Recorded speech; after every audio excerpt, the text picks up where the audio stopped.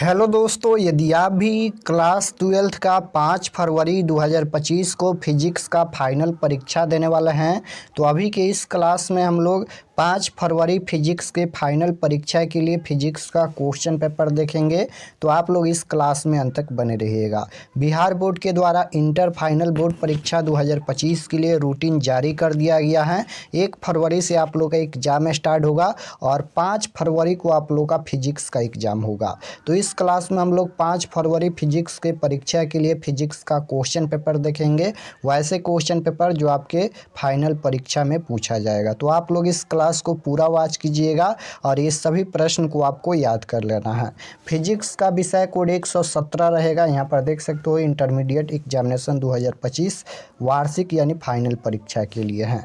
तो चलिए हम लोग क्लास को स्टार्ट करते हैं। कुल प्रश्नों की संख्या देख सकते हो यहाँ पर 70 ऑब्जेक्टिव क्वेश्चन पूछा जाएगा, 20 लघु उत्तरीय प्रश्न पूछा जाएगा और 6 दीर्घ उत्तरीय प्रश्न पूछा जाएगा। यानी टोटल 96 क्वेश्चन पूछा जाएगा, जिनमें से आधा प्रश्न का ही आंसर देना है एग्जाम में। पूरा आप लोगों का 70 नंबर का एग्जाम होगा। 30 नंबर का प्रैक्टिकल का एग्ज़ाम होता है, इसलिए 30 यहाँ पर 70 नंबर का ही एग्ज़ाम होगा। 30 नंबर का प्रैक्टिकल का एग्ज़ाम होता है। समय मिलेगा 3 घंटा 15 मिनट का। परीक्षार्थियों के लिए निर्देश मिलेगा, आप लोग इसे पढ़ लीजिएगा। तो चलिए हम लोग खंड अ पर यानी सेक्शन ए पर आते हैं। सबसे पहले खंड अ यानी सेक्शन ए मिलेगा, जिसमें वस्तुनिष्ठ प्रश्न यानी ऑब्जेक्टिव टाइप क्वेश्चन पूछा जाएगा 1 से लेकर 70 तक, जिनमें से किन्हीं 35 प्रश्नों के उत्तर देना है एग्जाम में।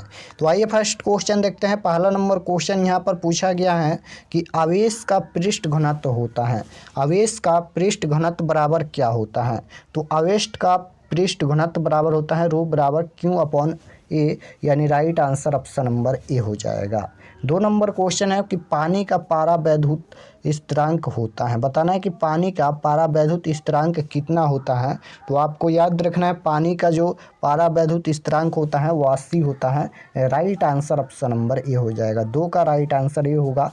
क्वेश्चन नंबर 3 है, यदि समरूप विद्युत क्षेत्र x अक्ष की दिशा में विद्यमान है तो समविभव क्या होगा? समविभव पूछा गया है, तो ये x z तल की दिशा में हो जाएगा। Right answer option number B होगा। क्वेश्चन नंबर 4 की ओर चलते हैं और 4 नंबर क्वेश्चन पूछा गया है। 4 नंबर क्वेश्चन है, यदि किसी खोखले गोलीय चालक को धन आवेशित किया जाता है, यानी यहाँ पर धन आवेशित किया जाता है, तो उसके भीतर का विभव क्या होगा? भीतर का विभव पूछा गया है कि भीतर का विभव क्या होगा? शून्य होगा या धनात्मक और समरूप होगा या धनात्मक और असमरूप होगा या ऋणात्मक और समरूप होगा?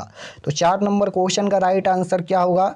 तो इसका जो करेक्ट आंसर हो जाएगा यहाँ पर, यदि किसी खोखले गोलीय चालक को धन आवेशित किया जाता है तो उसके भीतर का विभव जो होता है धनात्मक और समरूप होता है, यानी right answer option number B हो जाएगा। क्वेश्चन नंबर 4 का राइट आंसर बी होगा। 5 नंबर क्वेश्चन पूछा गया है यहाँ पर, वेक्टर ई तीव्रता के विद्युत क्षेत्र वेक्टर पी द्विध्रुव आघूर्ण वाले विद्युत द्विध्रुव पर लगने वाला बल आघूर्ण क्या होगा? लगने वाला बल आघूर्ण पूछा गया है, तो इसका जो राइट आंसर हो जाएगा वो vector P cross vector E होगा। डॉट प्रोडक्ट में नहीं होता है, क्रॉस में होता है। वेक्टर पी क्रॉस वेक्टर ई होता है। राइट आंसर ऑप्शन नंबर ए हो जाएगा। 6 नंबर क्वेश्चन है कि यदि समान धारिता C1 के n संधारित्र समानांतर क्रम में जोड़े जाए तो तुल्य धारिता क्या होगी? यदि समान धारिता C1 के n संधारित्र समानांतर क्रम में जोड़े जाए तो तुल्य धारिता क्या होगी?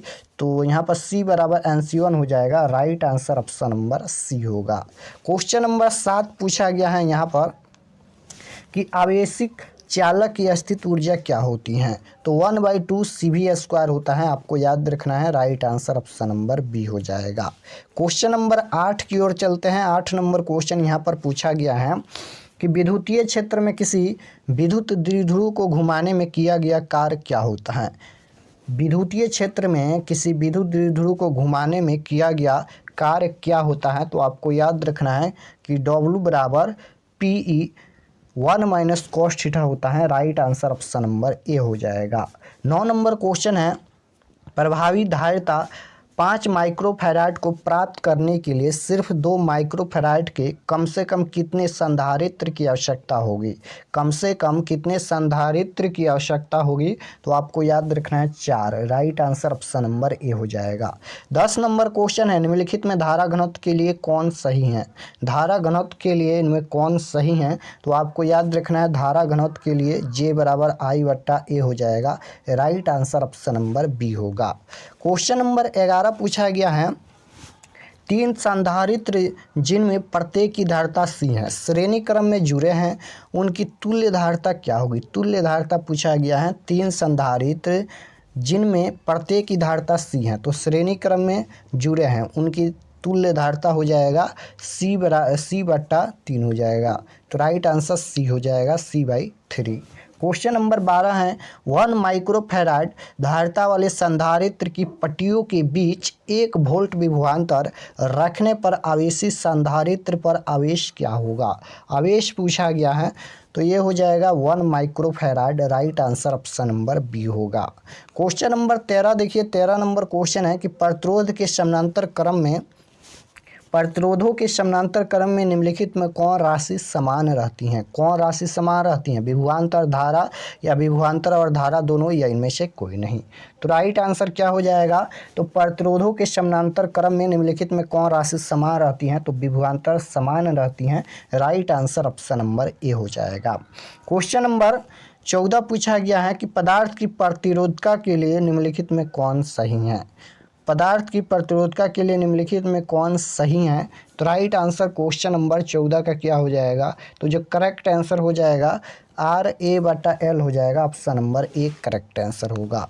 15 नंबर क्वेश्चन है, एक तार में 1 एम्पीयर धारा प्रवाहित हो रही है। एक तार में 1 एम्पीयर धारा प्रवाहित हो रही है। यदि इलेक्ट्रॉन का आवेश 1.6 × 10⁻⁻19 कूलाम हो तो प्रति सेकंड तार में प्रवाहित इलेक्ट्रॉनों की संख्या क्या होगी? बताना है कि प्रति सेकंड तार में प्रवाहित इलेक्ट्रॉनों की संख्या क्या होगी? तो 6.25 × 10⁻18 हो जाएगा। Right answer option number B होगा। 16 नंबर क्वेश्चन है कि धातु के बने किसी घनाभ की चौड़ाई और ऊंचाई बराबर है तथा लंबाई चौड़ाई की दुगुनी है, तो समानांतर सतहों के बीच महत्तम और लघुत्तम प्रतिरोधों का अनुपात क्या होगा? तो जो करेक्ट आंसर हो जाएगा ऑप्शन नंबर, प्रतिरोधों का अनुपात क्या होगा, ये पूछा गया है, तो 8 हो जाएगा। Right answer option number A होगा। क्वेश्चन नंबर 17 पूछा गया है यहाँ पर कि 5 ओम प्रतिरोध के एक तार से जिसका विभवांतर 7 वोल्ट है, 20 मिनट तक धारा प्रवाहित होती है, तो उत्पन्न ऊष्मा क्या होगी? उत्पन्न ऊष्मा पूछा गया है, तो इसका राइट आंसर क्या हो जाएगा? 2800 कैलोरी हो जाएगा। Right answer D. Question number 18 पूछा गया है, किरचॉफ का बिंदु नियम पालन करता है। किरचॉफ का बिंदु नियम पालन करता है। ये ऑप्शन है ऊर्जा की संरक्षता का सिद्धांत, बी ऑप्शन है आवेश संरक्षता का सिद्धांत, सी ऑप्शन है संवेग संरक्षता का सिद्धांत और डी ऑप्शन है द्रव्यमान संरक्षता की सिद्धांत। तो इसका राइट आंसर क्या हो जाएगा? क्वेश्चन नंबर 18 का पूछा गया है कि किरचॉफ का बिंदु नियम पालन करता है, तो आवेश संरक्षता का सिद्धांत। Right answer option number B हो जाएगा। क्वेश्चन नंबर 19 पूछा गया है, परिपथ का गुण जो विद्युतीय ऊर्जा को ताप में बदलता है क्या कहलाता है? परिपथ का गुण जो विद्युतीय ऊर्जा को ताप में बदलता है क्या कहलाता है? तो प्रतिरोध कहलाता है। राइट आंसर ऑप्शन नंबर ए हो जाएगा। क्वेश्चन नंबर 20 है, 60 वाट तथा 40 वाट के 2 बल्ब यदि श्रेणी क्रम में जोड़े जाए तो उनकी सम्मिलित शक्ति क्या होगी? तो राइट आंसर क्या हो जाएगा? यहाँ पर 60 वाट तथा 40 वाट के 2 बल्ब हैं, श्रेणी क्रम में जोड़े जाए तो उनकी सम्मिलित शक्ति पूछा गया है, तो इसका जो करेक्ट आंसर हो जाएगा वह 24 वाट हो जाएगा। Right answer option number D होगा। क्वेश्चन नंबर 21 पूछा गया है कि आवेश का पृष्ठ घनत्व का मात्रक क्या होता है? आवेश का पृष्ठ घनत्व का मात्रक पूछा गया है, तो आवेश का पृष्ठ घनत्व का जो मात्रक होता है वह कूलम प्रति मीटर स्क्वायर होता है, यानी राइट आंसर ऑप्शन नंबर ए हो जाएगा। यानी CM इन्वर्स 2 भी बोल सकते हैं, क्योंकि मीटर स्क्वायर ऊपर जाएगा तो इन्वर्स में हो जाएगा। तो कूलम प्रति मीटर स्क्वायर होता है, आपको याद रखना है आवेश का पृष्ठ घनत्व। क्वेश्चन नंबर 22 है, समान लंबाई के 3 अलग अलग चुंबकों के अनुप्रस्थ काट का क्षेत्रफल क्रमशः इतना दिया गया है, उनके चुंबकीय आघूर्ण का अनुपात क्या होगा। चुंबकीय आघूर्ण का अनुपात पूछा गया है, तो चुंबकीय आघूर्ण का अनुपात हो जाएगा 1:2:6, यानी right answer option number B हो जाएगा। 23 नंबर क्वेश्चन है, यदि L प्रेरक R प्रतिरोध NC संधारित्र की धारिता हो तो L/RN RC का विभिन्न सूत्र क्या होगा। तो इसका जो करेक्ट आंसर हो जाएगा वह क्या हो जाएगा, तो ऑप्शन नंबर डी हो जाएगा, M0L0T और फिर यहाँ पर into M0L0T, right answer D हो जाएगा। प्लांक स्थिरांक का बीमा पूछा गया है, क्वेश्चन नंबर 24 में प्लांक स्थिरांक का बीमा पूछा गया है, तो इसका जो करेक्ट आंसर हो जाएगा क्या हो जाएगा, ML/T इनवर्स हो जाएगा, right answer option number A होगा। क्वेश्चन नंबर 25 की ओर चलते हैं और 25 नंबर क्वेश्चन की ओर यहाँ पर पूछा गया है 25 नंबर क्वेश्चन कि चुंबकीय याम्योत्तर और भौतिक याम्योत्तर के बीच कोण को क्या कहते हैं। कोण को क्या कहते हैं, तो आपको याद रखना है क्या कहते हैं, तो चुंबकीय दिक्पात कहते हैं, right answer option number B हो जाएगा।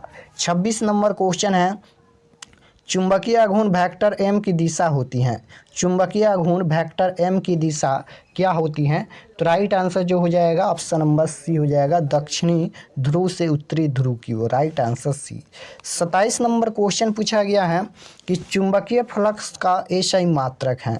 चुंबकीय फ्लक्स का एसआई मात्रक क्या होता है, तो जो चुंबकीय फ्लक्स का एसआई मात्रक होता है वह वेबर होता है, right answer option number B हो जाएगा। चुंबकीय फ्लक्स का एसआई मात्रक वेबर होता है।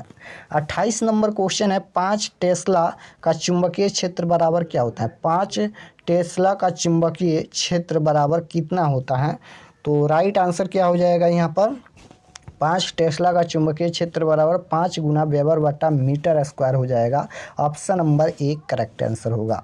29 नंबर क्वेश्चन है कि अनुनय प्रेरक का एसआई मात्रक पूछा गया है, तो जो राइट आंसर हो जाएगा ऑप्शन नंबर सी हो जाएगा, हेनरी होता है, आपको याद रखना है। 30 नंबर क्वेश्चन है, प्रतिबाधा का एसआई मात्रक क्या होता है। प्रतिबाधा का एसआई मात्रक पूछा गया है, एसआई यूनिट क्या होता है, तो जो राइट आंसर हो जाएगा 30 नंबर का क्या हो जाएगा, प्रतिबाधा का एसआई मात्रक जो होता है वह ओम होता है, राइट आंसर भी हो जाएगा। प्रतिबाधा या प्रतिरोध का एसआई मात्रक ओम होता है। क्वेश्चन नंबर 31 है, एक प्रतिवर्ती विद्युत धारा का समीकरण दिया गया है, निरूपित होता है विद्युत धारा का आवृत्ति क्या होगी। विद्युत धारा की आवृत्ति पूछा गया है, तो इसका जो करेक्ट आंसर हो जाएगा वह 50 हो जाएगा, option number B. 32 number question है, एक प्रतिरोधक के आर पार प्रतिवर्ती धारा का वोल्टेज मापा जा सकता है, तो राइट आंसर क्वेश्चन नंबर 32 का क्या हो जाएगा, तो ऑप्शन नंबर बी हो जाएगा, एक तप्त तार वोल्ट मीटर के प्रयोग द्वारा। क्वेश्चन नंबर 33 पूछा गया है यहाँ पर कि प्रतिवर्ती धारा का शिखर का मान इतना है, बीच का संबंध क्या होगा। बीच का संबंध पूछा गया है, तो इसका जो करेक्ट आंसर हो जाएगा ऑप्शन नंबर सी हो जाएगा। 34 है कि शक्ति गुणांक के लिए निम्नलिखित में कौन संबंध सही है। शक्ति गुणांक के लिए निम्नलिखित में कौन संबंध सही है, तो जो राइट आंसर हो जाएगा ऑप्शन नंबर सी हो जाएगा, शक्ति गुणांक बराबर होता है यथार्थ माध्य शक्ति बाई आभासी माध्य शक्ति, यानी राइट आंसर सी होगा। 35 नंबर क्वेश्चन देखिए पूछा गया है, यदि विद्युत चुंबकीय विकिरण की ऊर्जा दिया गया है, यह विकिरण जिस क्षेत्र से संबंधित है वह क्या होता है, तो जो राइट आंसर हो जाएगा 35 नंबर का क्या हो जाएगा, एक्स किरण हो जाएगा, option number B correct answer होगा। तो इस क्लास में हम लोग 35 क्वेश्चन रहने देते हैं और क्वेश्चन हम लोग नेक्स्ट क्लास में देखेंगे। तो आप लोग कमेंट में ज़रूर बताना कि आप लोग का 35 प्रश्न में से कितना प्रश्न सही हुआ। और इसका सब्जेक्टिव क्वेश्चन डाउनलोड करने के लिए आपको गूगल पर चले जाना है, सर्च करना है आरके एक्सपर्ट क्लासेस, वेबसाइट मिलेगा आरके एक्सपर्ट क्लासेस का, उस पर क्लिक करके क्लास 12 के सेक्शन में जाना है और आप लोग का इसका PDF मिल जाएगा, वहाँ पर डाउनलोड कर लीजिएगा सब्जेक्टिव क्वेश्चन का। और अगर आप लोग इस चैनल पर नए होंगे तो चैनल को ज़रूर सब्सक्राइब कर लीजिएगा ताकि आने वाले नेक्स्ट क्लास आपके पास ज़रूर पहुँचे। तो मिलता है नेक्स्ट क्लास में, तब तक अपना स्टडी कीजिए। आप सभी को धन्यवाद।